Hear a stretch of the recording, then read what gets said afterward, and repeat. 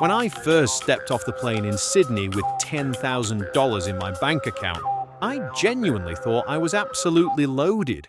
I remember checking my balance at the airport ATM and thinking, this is going to last me 6 months, maybe longer if I'm careful. I'm Sam. This is Alec. And we're about to tell you exactly what happened to that $10,000 and why it lasted precisely 10 weeks. 10 weeks, not 6 months. And this isn't some exaggerated story for clicks. This is our actual, painful financial reality from backpacking Australia. The first reality check hit Alec within hours of arriving. He decided to grab a beer at the airport pub to celebrate making it to Australia.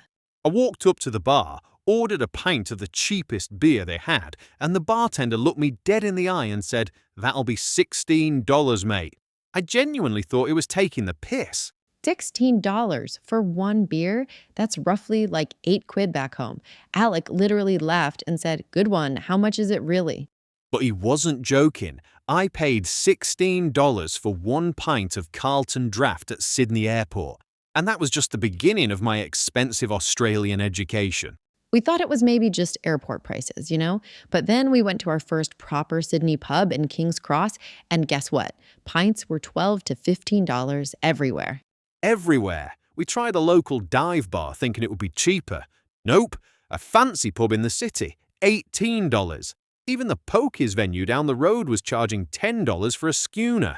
And for those who don't know, a schooner is smaller than a pint. To buy a pint, we were looking at London prices.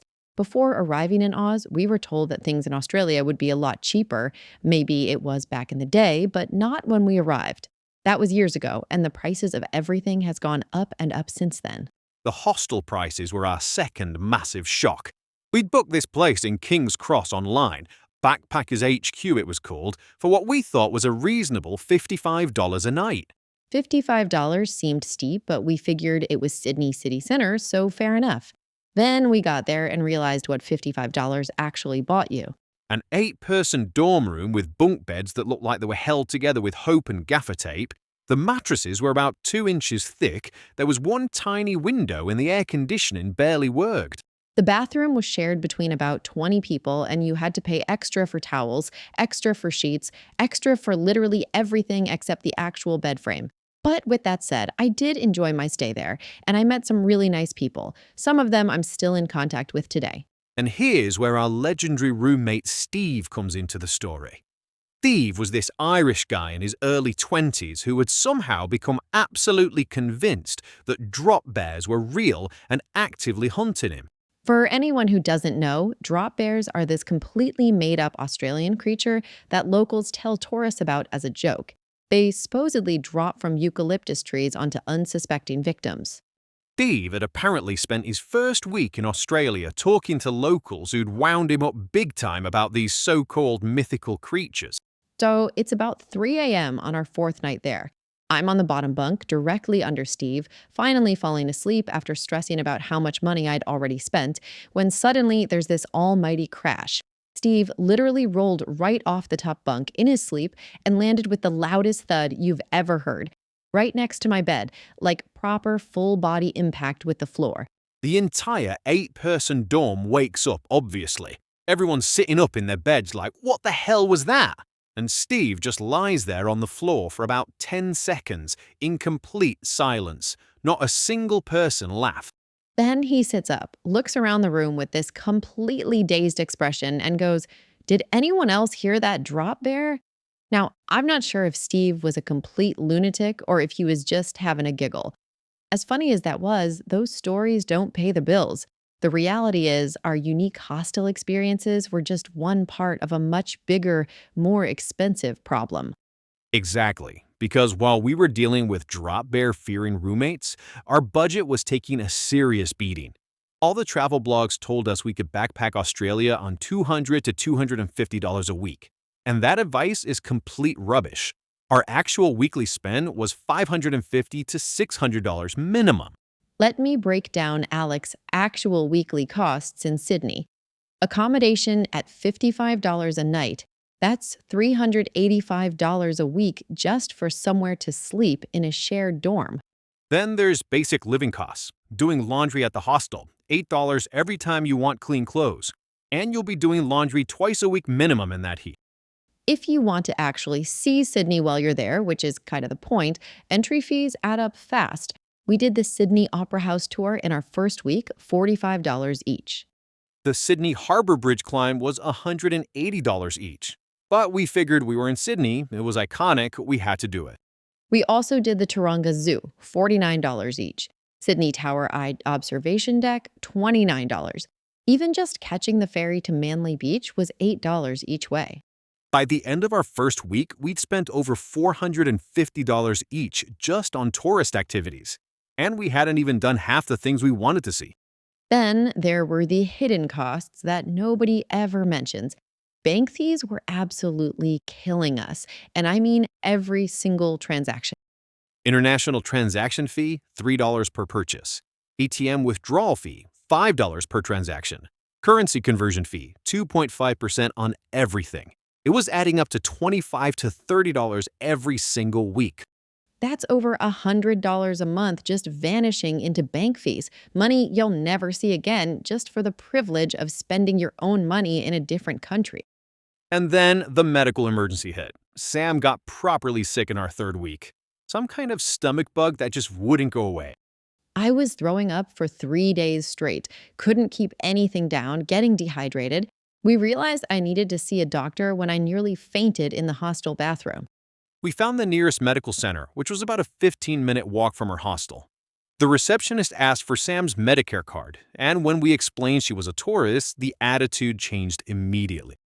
That'll be $80 for the consultation, she said, and you'll need to pay up front before seeing the doctor. $80 just to have a 10-minute chat with a GP. The doctor prescribed some medication for the stomach bug, another $45 at the pharmacy. So Sam's 3-day illness cost her $125 before she was even feeling human again. That medical bill was another unexpected hit to the budget. By week 4, we realized we needed to start looking for work seriously. We'd been casually browsing job sites, but now panic was setting in as we watched our money disappear. That's when we discovered the joy of Australian job certification requirements. Want to work in a bar or restaurant serving alcohol? You need an RSA certificate, Responsible Service of Alcohol. Food handling certificate for kitchen work, $35. First aid certificate for some jobs, $120. They'd basically designed a system to drain your savings before you could even start earning. $80 each for a half-day course and test. Want to work on a construction site? You need a white card, another $50 each for the safety course. And finding actual work took me 6 weeks for me. 6 full weeks of applying, interviewing, getting rejected, applying again. I'd thought I would walk into a cafe and start work the next day. We spent a lot of money each just getting the basic certifications to apply for entry-level jobs. During those 6 weeks of job hunting, Jack was still spending $550 a week just existing in Sydney. No work income, just money flowing out of his account like water. The reality was brutal competition for every entry-level job.